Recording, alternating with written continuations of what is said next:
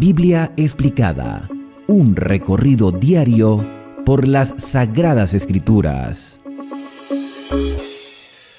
Hoy hemos llegado al segundo capítulo de la primera carta del apóstol Pablo a los Corintios. Corintio era un lugar que fue visitado por Pablo en el segundo viaje misionero, y Pablo le escribe a estos hermanos estando en Éfeso. Los hermanos le habían hecho algunas consultas a Pablo y pudiéramos decir que esta carta es una respuesta a las interrogantes que tenían los hermanos en algunos casos particulares. Pero Pablo aprovecha también para hacer algunas exhortaciones, para hacer algunas correcciones de cosas que había escuchado de otros hermanos que le dijeron a Pablo: mira, esto está pasando en Corinto. Evidentemente Corinto era un lugar que estaba rodeado de muchas tendencias malsanas, de mucha parte de la idolatría también. Había mucha inmoralidad con el tema de la sexualidad, y era muy probable de que había hermanos que se habían contaminado también con esas tendencias, pero estaban en sus luchas. Entonces Pablo les habla a los hermanos de Corintio con un lenguaje paternal, y entre las muchas cosas que Pablo les dice, también muestra su preocupación por el hecho de que había divisiones entre los hermanos, quizás por cuestiones de los mismos predicadores, ya sea Apolo, Pedro o el mismo Pablo. Y entonces como que había tendencia a ser instruidos más por uno que por otro, o tomar en cuenta más los comentarios de uno que de otro. Y Pablo dice: mira, gracias a Dios que yo no bauticé a nadie allí en Corintio, que recuerde uno o dos y una familia, pero de resto no, para que ustedes nos digan que son seguidores míos, cuando debemos ser seguidores de Cristo, seguidores de Cristo. Y en el capítulo número 1, Pablo menciona, por ejemplo, en el versículo 10, ustedes pueden buscarlo en sus Biblias, en el versículo 10, Pablo dice: haya una misma cosa, un mismo sentir en nosotros. Que no haya entre ustedes divisiones, sino que estéis perfectamente unidos en una misma mente y un mismo parecer. Tengamos todos el mismo sentir, el mismo propósito, aunque tengamos tendencias diferentes o hayamos sido criados diferentes, aunque estemos en nuestras luchas personales, dejémonos guiar por el Espíritu Santo y tengamos todos una misma mente, un mismo propósito. Cuando Pablo termina el capítulo 1, nos dice en el versículo 30, mas por él, hablando del Señor, estáis vosotros en Cristo Jesús, por la obra del Espíritu Santo, por lo que Dios hace en nosotros, están ustedes en Cristo, el cual ha sido hecho por Dios sabiduría, porque Dios nos ha hecho sabios para humillar a los sabios del mundo, aunque nosotros seamos quizás no considerados en la lista de los sabios, quizás muchos nos consideren en la lista de los ignorantes, en la lista de los necios, en la lista de los pocos valiosos para muchas personas, pero a la vista de Dios somos sabios porque hemos recibido sabiduría que viene de Él. Hemos sido justificados, presentados justos aunque no lo seamos. Somos santificados por el proceso que el Espíritu Santo hace en nuestra mente, por eso el cambio comienza aquí en el asiento de la conciencia. Y hemos sido redimidos, rescatados, aun cuando no lo merecíamos. Esto es importante entenderlo. Aun cuando no lo merecíamos, el Señor nos ha justificado, santificado y redimido, y nos ha proporcionado sabiduría para que, como está escrito, y habíamos dicho que este escrito fue tomado de Jeremías, como está escrito, el que se gloría, gloríese en el Señor. Y así termina el capítulo número 1. Ahora, ¿dónde quedaba Corinto? Esto es importante también recordarlo. Voy a colocar un mapa para que veamos aproximadamente dónde estaba Corinto. Ahí ustedes ven el mapa mundi. Voy a intentar acercarme lo más posible a Grecia. Aquí, a Grecia, mira por acá, no sé si ustedes pueden ver la flecha. Por acá está Italia, Roma, ¿sí? Donde fue enviada la carta a los romanos, pero Pablo no había ido a Roma cuando envió esa carta. Y la carta a los romanos se escribió después de la carta a los corintios. Entonces, si nosotros vamos aquí a Grecia, vamos a Atenas, Pablo estuvo en Atenas y habló muy elocuentemente en Atenas, y esta historia nosotros la estudiamos en el libro de Hechos de los Apóstoles, pero Pablo también llega a Corinto. Esto es un mapa actual, y fíjate que todavía se llama Corinto y hay unas ruinas, y está Corinto en Grecia, esto es un sector de Grecia. ¿Ok? Entonces, este lugar es real, existe el día de hoy. Entonces, es en este lugar donde Pablo envía la carta y donde estuvo en algún momento con Aquila y con Priscila. Y entrando ya al capítulo número 2, tomando en cuenta lo que mencionamos del capítulo número 1, leemos que por este motivo, capítulo 2, ¿no? de Corintios, verso 1, dice: así que, hermanos, cuando fui a vosotros para anunciaros el testimonio de Dios, no fui con excelencia de palabras o de sabiduría, es decir, fui con palabras sencillas, no fui con palabras técnicas, no fui para demostrarles a ustedes que yo era un hombre elocuente o que tenía una oratoria envidiable. Yo fui con ustedes con palabras sencillas, no fui con excelencia de palabras. No fui a presentarme como superior a ustedes.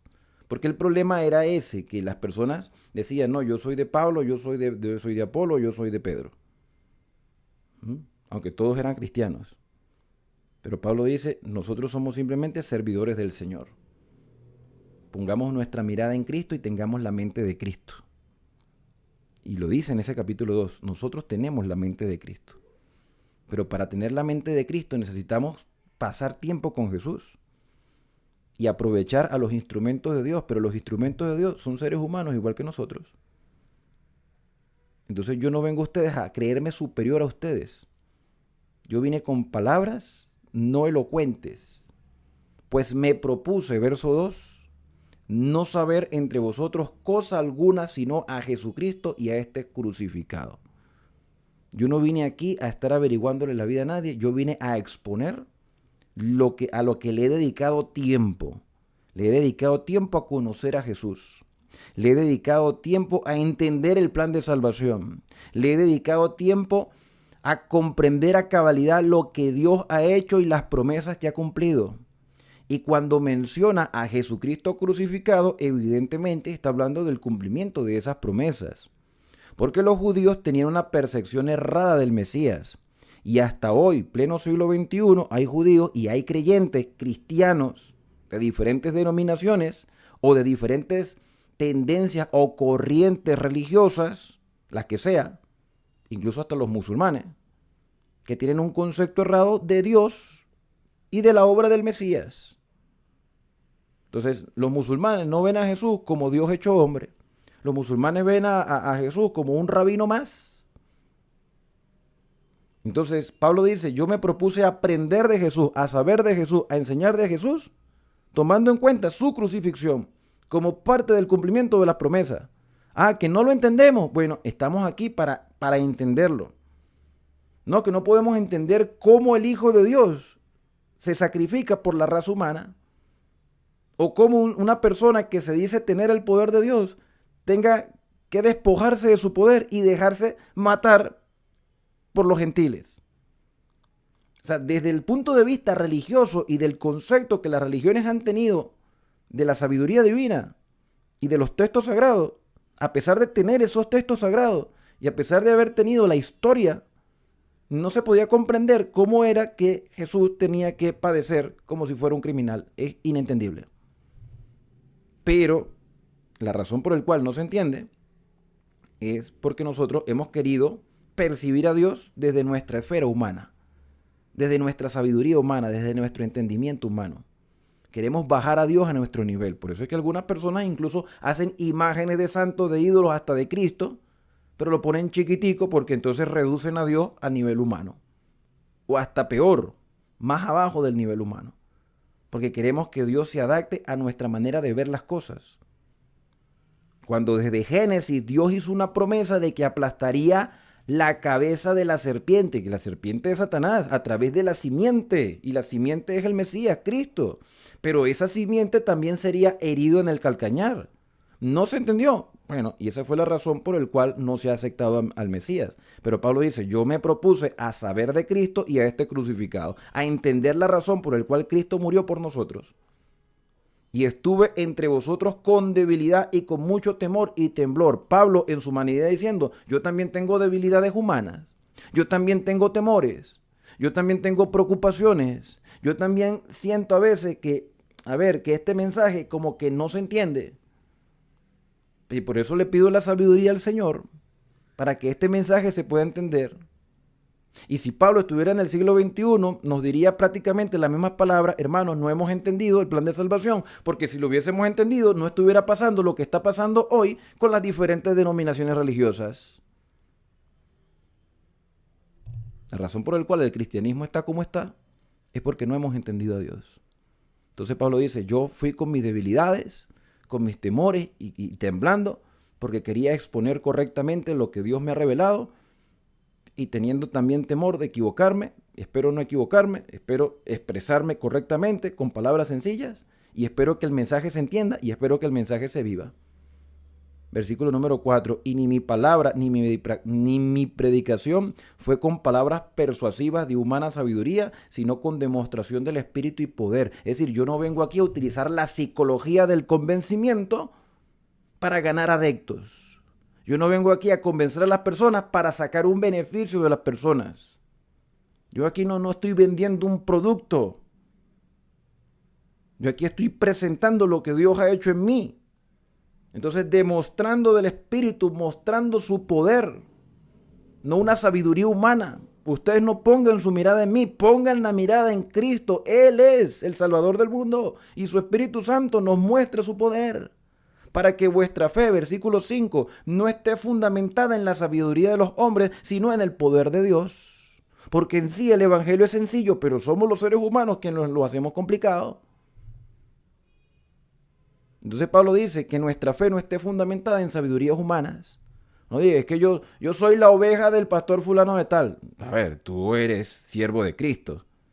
¿Okay? Una cosa es que un pastor tenga una responsabilidad eclesiástica y otra cosa es que tú digas que eres seguidor de él. Es muy diferente. Nosotros somos seguidores y siervos de Cristo. Y si algún día el dirigente se equivoca, mi confianza está en Cristo, no en el dirigente. ¿Cuántas personas, cuántos dirigentes no se han apartado de la fe? ¿Tú crees que los pastores, los predicadores no han tenido también su zarandeo y algunos se han ido de la vida cristiana? ¿Han vuelto golpeados pero dieron un mal testimonio? Porque son seres humanos. Y Pablo decía: yo vengo aquí con mis debilidades. O sea, hermanos, yo soy débil. Yo tengo temores. No pongan mi confianza en mí. No pongan confianza en mi elocuencia. Pongan su confianza en el Señor. Esa era la preocupación de Pablo. Claro, Pablo más adelante, y ya lo leímos, Pablo diría: sean imitadores de mí. Aunque Pablo muestra sus debilidades, también mostró su dependencia en el Señor. O sea que Pablo llegó a ser un ejemplo para otras personas. Y Pablo decía: sean imitadores de mí, como yo lo soy de Cristo. Dependencia divina. Sin embargo, verso 6, hablamos sabiduría entre los que han alcanzado madurez. Evidentemente está hablando de una madurez espiritual. Cuando ya tú has alcanzado no solo el conocimiento, sino experiencia a través de la oración, a través del estudio, has visto esa transformación en tu carácter y te has dado cuenta que ha funcionado lo que el Espíritu Santo ha hecho en ti porque has creído por fe las exigencias divinas. Cuando hablamos de las exigencias divinas, estamos hablando de la obediencia a los mandamientos. Prestarle atención y creer en lo que escrito está, porque el problema de muchos cristianos es que empezamos a desmitificar la Biblia. Empezamos a seleccionar qué es cierto y qué es mentira en la Escritura, o qué podemos nosotros utilizar para este tiempo y qué podemos rechazar, cuando el mismo apóstol Pablo nos escribió en la carta a los romanos que todo lo que antes fue escrito para nuestra enseñanza fue escrito. O sea, todo en la Biblia tiene una enseñanza para nosotros. Hace poco leí un comentario de alguien que me escribía en los estudios de Salmos. En los estudios de Salmos yo tuve la oportunidad de utilizar mucha información del judaísmo, de las raíces hebreas, del lenguaje original, porque, oye, es importante conocer esas cosas porque los salmos fueron escritos en hebreo. Entonces esa persona me decía: pero nosotros no somos hebreos, pero la Biblia se escribió en hebreo, el Antiguo Testamento. Entonces es necesario conocer el idioma hebreo, la cultura hebrea y cómo lo interpretaban los hebreos en ese entonces. Y nosotros, desde una perspectiva cristiana, unir esa verdad que recibieron en su momento para aplicarlo también a nuestra vida. porque Jesús también hablaba con salmos. Los salmos son canciones y estoy seguro que Jesús recitó salmos muchas veces. Y Pablo citó, y aquí en la carta a los Corintios, como en Romanos, citó en muchas oportunidades el Antiguo Testamento, que fue escrito en hebreo y que después se tradujo al griego y al arameo. Entonces es importante conocer eso. Entonces los que han alcanzado madurez, los que han alcanzado esa experiencia espiritual, es evidente que se van a entender correctamente. Se van a entender. Y podemos actuar con madurez y podemos corregirnos con madurez y podemos sentarnos y discutir sanamente en el espíritu la palabra y no haber controversia, porque no es defender la posición de alguien o de alguna denominación, sino intentar que el Espíritu Santo nos guíe hacia toda la verdad. Hablamos sabiduría entre los que han alcanzado madurez y sabiduría, pero no de este siglo. O sea, no de esa sabiduría que las personas en ese ambiente, y estamos hablando del siglo primero, en ese ambiente social consideran como sabiduría. No es simplemente tener conocimiento, no simplemente tener un título o ser letrado. En el siglo XXI se considera una persona importante quien haya alcanzado una licenciatura, una maestría, un doctorado, que tenga un título profesional. Y los que no tuvieron la oportunidad de ir a los colegios por X motivo, por situación económica, esas personas no pueden alcanzar sabiduría. Por supuesto que sí. Entonces Pablo dice, no es la sabiduría que el mundo percibe en este tiempo. Porque yo conozco personas con títulos que son unos groseros, patanes, altaneros, egoístas. Y personas que son muy humildes, son muy educados y muy prudentes al momento de hablar. Entonces Pablo dice, hemos alcanzado madurez y sabiduría, pero no de este siglo, ni de los príncipes de este siglo. Cuando habla de los príncipes, estoy hablando de los dirigentes religiosos, posiblemente los sacerdotes del santuario. Porque si esos sacerdotes del santuario hubiesen tenido la verdadera sabiduría que viene de Dios, no solo en la letra, sino en la práctica, no hubiesen crucificado al Mesías o no lo hubiesen rechazado. Entonces nuestra sabiduría no es como este siglo, ni como los príncipes de este siglo, porque ellos perecen, son seres humanos. Nuestra sabiduría viene de Dios, que no perece. Hablamos sabiduría del Señor, dice el versículo 7, pero en misterio. En misterio. ¿Por qué en misterio?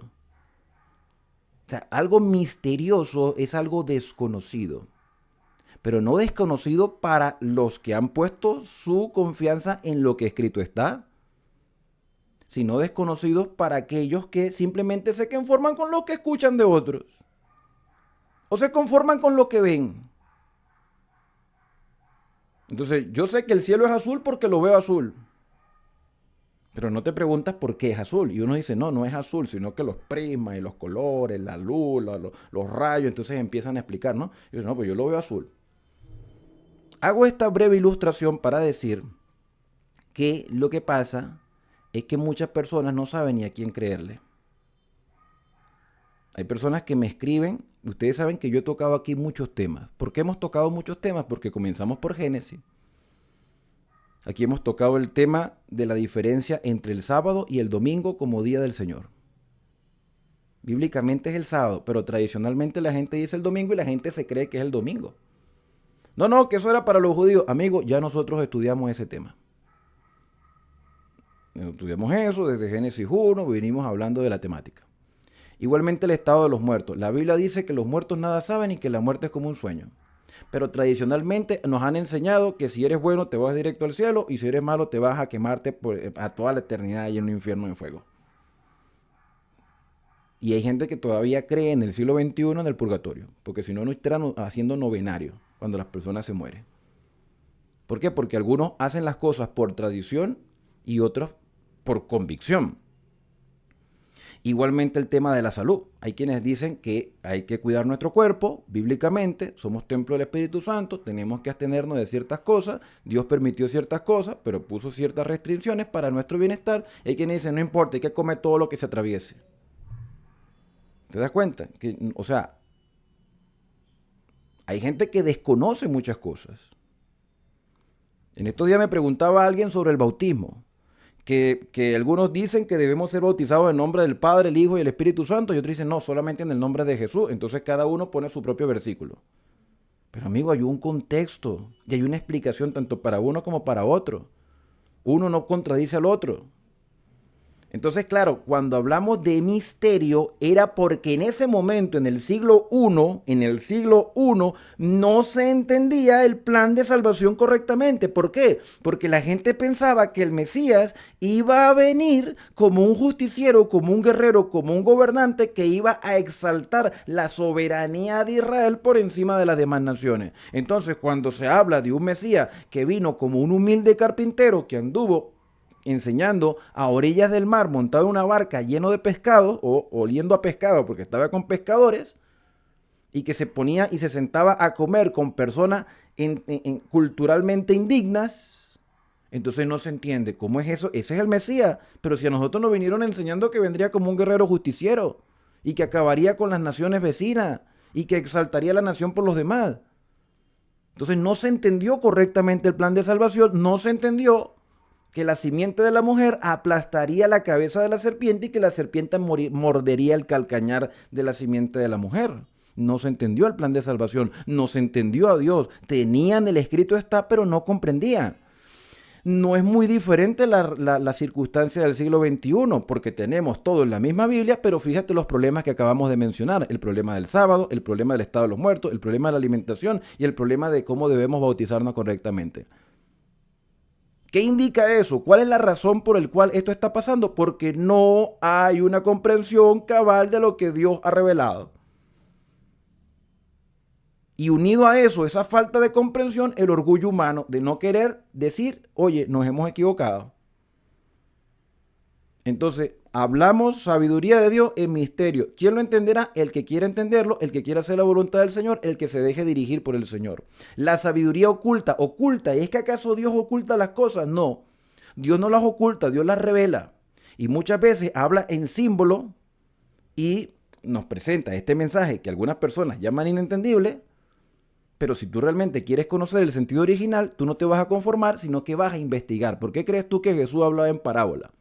Jesús hablaba en parábola para que viendo no vean ni oyendo entiendan. No era que Jesús no quería que vieran y ni entendieran. Claro que Jesús quería que oyeran y que entendieran y que vieran correctamente, pero que las personas mostraran interés por querer conocer el sentido real del mensaje.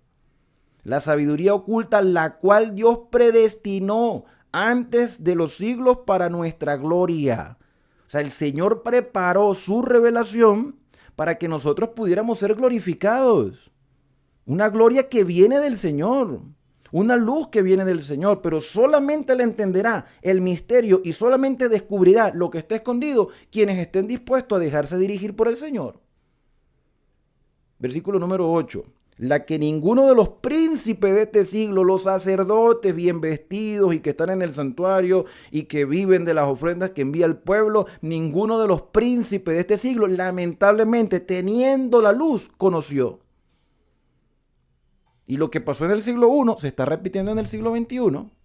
Porque si la hubiesen conocido, si hubiesen sabido y si hubiesen entendido el verdadero plan de salvación del Señor, nunca habrían crucificado al Señor de gloria. No, pero era necesario que Cristo muriera. Sí, pero no de esa manera.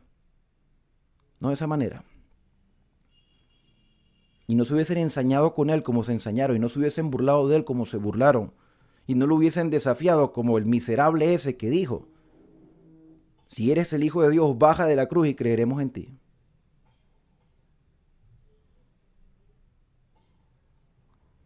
Si hubiesen conocido la sabiduría de Dios, no hubiesen crucificado al Señor. Y si nosotros conociéramos la sabiduría de Dios en el siglo XXI, no estuviera pasando lo que está pasando en nuestras iglesias.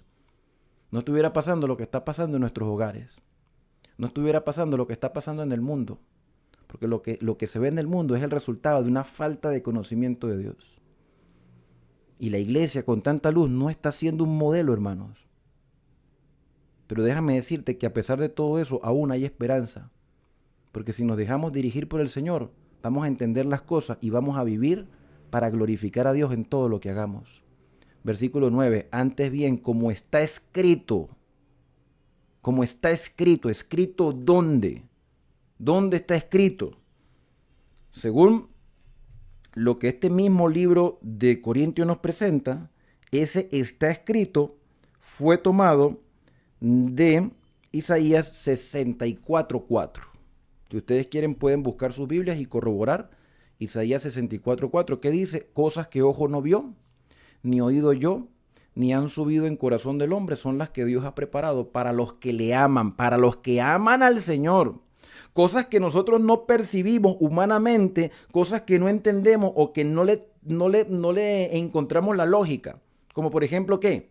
Que el ser humano va a ser inmortal. Eso no tiene lógica, porque todos somos mortales. Entonces, ¿cómo vamos a alcanzar una inmortalidad? ¿Cómo una persona que tiene 200 años metido en un sepulcro va a ser resucitado y va a volver a la vida? No tiene sentido, porque humanamente es incomprensible. Pero hay muchas cosas que son incomprensibles y las aceptamos. Les decía en el video anterior, ¿qué hace funcionar el cerebro? Nadie sabe. ¿Por qué envejecemos? La gente no sabe explicar por qué envejecemos, simplemente envejecemos y ya. Cuando la Biblia es tan sencilla, el cerebro funciona porque Dios proporciona vida y envejecemos por causa del pecado, y las personas serán levantadas por el poder que Dios tiene sobre la muerte, porque Él dio la vida y la puede volver a tomar. Entonces, cosas que ojo no vio, ni oído yo, ni llegan a la comprensión humana, son las que Dios tiene preparadas para nosotros. Vivir eternamente y vivir en lugares, mira, gloriosos que ni siquiera nuestra imaginación acá alcanza a percibir. Porque nosotros nos adaptamos es a lo que vemos. Si tú retrocedieras en el tiempo, por poner un ejemplo, si retrocedieras 200 años en el pasado, las personas ni siquiera sabían lo que era una computadora, una cámara, un teléfono. Y era para ellos incomprensible pensar que te podías comunicar con 200, 300 y 500 personas al mismo tiempo, como lo estamos haciendo hoy a través de la internet. Y hay cosas que nosotros pensamos que puedan suceder 200 años en el futuro, ni nos imaginamos. Yo no creo que la Tierra dure tanto, pero hay cosas que ni siquiera nosotros alcanzamos a comprender. Y cosas incomprensibles a la mente humana Dios tiene preparado para nosotros, cosas mejores que las que nos ofrece la sociedad actual. Y eso ya estaba escrito. Por eso es que Pablo cita aquí a el profeta Isaías. Pero solamente esas cosas que el Señor ha preparado es para los que le aman, para los que realmente confían en el Señor y dependen de Él. Porque Dios nos las ha revelado a nosotros por el Espíritu, porque el Espíritu todo lo escudriña. Él es el que sabe realmente quién quiere ir a la patria celestial y quién está dispuesto a hacer la voluntad del Señor. Nosotros podemos engañar a las personas, podemos ser hipócritas, podemos guardarnos cosas que nunca se le expresamos a nadie, pero al Espíritu nadie lo va a engañar, porque Él escudriña lo profundo de Dios. O sea, si la única manera de que nosotros podamos conocer a Dios es dejarnos dirigir por el Espíritu Santo. Es la única manera. Porque por nuestra propia fuerza no lo vamos a lograr. Porque ¿quién de los hombres sabe la cosa de los hombres sino el Espíritu del hombre que está en él? Mira, tú no sabes lo que yo pienso. Yo simplemente te expreso algunas cosas, pero tú no sabes si yo te estoy diciendo la verdad o te estoy engañando. Al Espíritu Santo no lo puedo engañar. Entonces el hombre solamente conoce lo que hay en el hombre, pero conoce lo que hay dentro de él. Yo no puedo conocer lo que hay dentro de ti, pero el Espíritu sabe lo que hay dentro de mí y lo que hay dentro de ti. Pero el Espíritu también sabe lo que la deidad en pleno ha decidido. Y como Él es el único que sabe lo que la deidad en pleno ha decidido porque es parte de la deidad, Él nos lo revela a nosotros. O sea que para conocer a Dios tenemos que dejarnos dirigir por su Espíritu. Así tampoco nadie conoció las cosas de Dios, sino el Espíritu de Dios. Versículo 12, y nosotros no hemos recibido el Espíritu del mundo, sino el Espíritu que proviene de Dios, porque hay una transformación para que sepamos lo que de Dios se ha concedido a través de su palabra. Lo cual también hablamos no con palabras enseñadas por sabiduría humana, sino con las que enseña el Espíritu, acomodando lo espiritual a lo espiritual, o sea, que sea el Señor el que nos dirija. Porque el hombre natural, y tú te preguntas, ¿quién es el hombre natural? ¿Quién es el hombre natural, hermanos? El hombre natural es cualquier persona, cualquier hombre, cualquier mujer, cualquier ser humano es un hombre natural. El hombre natural es aquel que se levanta todos los días porque tiene que pagar arriendo, servicio y comida. Aquel que decidió casarse y tiene que enfrentar la responsabilidad matrimonial, que tiene hijos y que tiene que asumir los gastos todos los días para poder satisfacer las necesidades de sus hijos. Aquella persona que trabaja todo el mes para recibir un sueldo mínimo y que tiene que tener hasta 2 trabajos para poder cumplir todas sus responsabilidades y cuando llega su momento de descanso, entonces se dedica al placer, se dedica a la fiesta, se dedica a la complacencia personal. Es una persona que todos los días se levanta, se acuesta, se levanta, se acuesta, lleva una rutina y tiene que vivir así, consciente en que en cualquier momento va a tener que morir. Ese es el hombre natural, esa es la vida que nos ha tocado que enfrentar a todos. Vamos a poner a Dios a un lado, un ejemplo. Entonces el hombre natural no cree en Dios, pero tiene que enfrentar la realidad de este mundo, la crueldad, la violencia, el engaño, la traición, la mentira, la corrupción, la hipocresía, la desconfianza. Ese es el hombre natural. Entonces el hombre natural que vive porque tiene que vivir y porque tiene que enfrentar las realidades de este mundo, porque esa es la suerte que le tocó. El hombre natural, dice el versículo número 14, no percibe las cosas que son del Espíritu de Dios. Para él son locura cuando hablamos de vida eterna, cuando hablamos de bendiciones, cuando hablamos de sanidades, cuando hablamos de que las cosas irán mejor, pero la realidad que él ve es un mundo corrupto, entonces él no percibe las cosas del Espíritu de Dios. Para él son locura que nosotros dediquemos tiempo a estudiar la Biblia. Para él son locura que dediquemos tiempo a orar a un Dios que no vemos.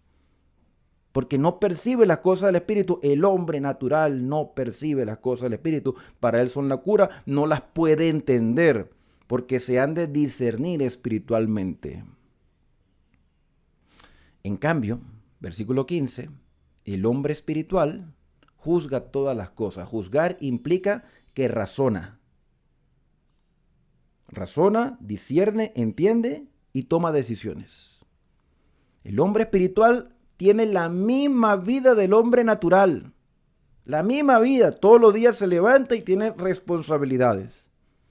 Llega y se acuesta con una perspectiva diferente de la vida.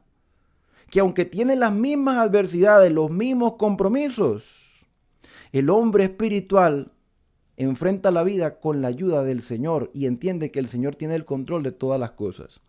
Y depende del Señor y antes de salir a trabajar se encomienda al Señor en oración y aprende del Señor a través de la Biblia. Salimos todos a la calle y pareciera que todos somos iguales, aunque todos tienen sus problemas. Pero hay un grupo reducido en el planeta que son espirituales y aunque tienen las mismas responsabilidades, los mismos deberes y las mismas dificultades, son personas que han aprendido a depender del Señor. Y en ese grupo estamos tú y yo. Cuando tú y yo somos espirituales porque dependemos de Dios, podemos tomar buenas decisiones porque entendemos el porqué de las cosas. Y por eso nos va mejor, porque el Señor nos guía, nos da una percepción, nos evita meternos en problemas innecesarios. Tenemos un estilo de vida diferente. Sentimos que lo que es placer para algunos, para nosotros es recreación. No tenemos que estar trasnochándonos e irnos a fiesta para sentir un deleite cuando podemos disfrutar de las pequeñas cosas de la vida, de la naturaleza, de pasar tiempo en familia. Porque tenemos una perspectiva diferente, por lo tanto juzgamos todas las cosas, tomamos decisiones adecuadas y nos va bien en la vida porque hemos aprendido a confiar en la Escritura y a ser guiados por el Espíritu. Entonces el natural no entiende nada, pero el espiritual entiende todas las cosas. Ahora, ¿un hombre natural puede llegar a ser hombre espiritual? Por supuesto que sí. Por supuesto que sí. ¿Un hombre espiritual se puede devolver a ser hombre natural? No debería, pero se han visto casos. Lo que indica es que en realidad no tomaron con seriedad su vida espiritual. Algo les falló. O confiaron mucho en su propia fuerza. Pero el ideal es que el hombre espiritual juzgue todas las cosas y él no es juzgado por nadie porque su estilo de vida testifica que Dios tenía razón al exigirnos lo que nos exige y nosotros hemos tomado la mejor decisión al obedecer por fe las exigencias de Dios. Y termina este capítulo diciendo, porque ¿quién conoció la mente del Señor? ¿Recuerdan que comenzamos este estudio repasando el versículo 10 del capítulo 1? Tengamos todo la misma mente. Y para tener toda la misma mente necesitamos que el Espíritu Santo obre en nosotros. Y poner nuestra mirada en Cristo y aprender de Cristo y saber lo que Cristo hizo, hace y hará. No solamente lo que Cristo hizo y hará, no, lo que Cristo hace. En la carta a los Hebreos nosotros vamos a leer que Cristo es nuestro sumo sacerdote en el santuario celestial y que intercede por nosotros delante del Padre y que tenemos acceso al Padre a través de Jesucristo, pero eso lo vamos a estudiar en la carta a los Hebreos. Por el momento, Nosotros sabemos lo que Cristo hizo y sabemos lo que Cristo hará, pero tenemos que saber lo que Cristo está haciendo y tener la mente de Cristo. ¿Quién conoció la mente del Señor? ¿Quién le instruirá al Señor? Y Pablo termina diciendo, nosotros tenemos la mente de Cristo, porque pasamos tiempo con Jesús y nos dejamos dirigir por el Espíritu Santo. Y si tenemos la mente de Cristo, somos espirituales. Y si somos espirituales, tomaremos buenas decisiones. Y si tomamos buenas decisiones, somos un ejemplo a los demás. Y si somos un ejemplo a los demás, estamos revelando correctamente el carácter de Dios y le estamos demostrando al mundo que Dios tenía razón. Por lo tanto, yo no pongo la mirada en el ser humano. Cuando alguien se aparta de la fe y le echa la culpa a otro, no, la culpa es tuya. No, que me hicieron daño, fulano de tal hizo tal cosa. Sí, pero la responsabilidad espiritual es tuya. No, que me fui porque el pastor era un hipócrita. Ah, ¿y eso te dio pie a apartarte de Dios? Porque Dios nos va a juzgar a cada uno. Entonces, el dirigente o la persona X, Y o Z, quizás no sean espirituales, son religiosos, pero no son espirituales. ¿Y tú? ¿Tú eres religioso o espiritual? No, es que yo no soy hipócrita. Yo no estoy diciendo que seas hipócrita. Estoy diciendo, ¿tú eres religioso o eres espiritual? Porque los espirituales tienen la mente de Cristo. Y a Cristo lo humillaron. Se burlaron de él, lo insultaron. Pero Cristo sabía a qué venía. Y todo lo que hizo, lo hizo por nosotros. Si nosotros estamos dispuestos a conocer al Señor el día de hoy de verdad, poniendo nuestra mirada en Él y no en los seres humanos, nuestra fe se va a fortalecer y podremos vivir con esperanza, con esa esperanza de verle venir en las nubes de los cielos como Rey de Reyes y Señor de Señores. Por eso mi más grande deseo para ti en este día es que Dios te bendiga y te guarde. Que haga resplandecer Dios su rostro sobre ti y que tenga de ti misericordia. Que el Señor alce sobre ti su rostro y ponga en ti paz. ¿Y sabe lo que es paz? Shalom. Es reconciliación, es armonía. Dios va a poner armonía en ti porque tú y yo, con la ayuda del Espíritu Santo, tenemos o tendremos en este proceso de santificación la mente de Cristo. Será hasta un próximo video. Espero que puedas formar parte de esta familia de esperanza suscribiéndote gratuitamente a este canal y compartiendo este video con otras personas. Biblia explicada. Un recorrido diario por las Sagradas Escrituras.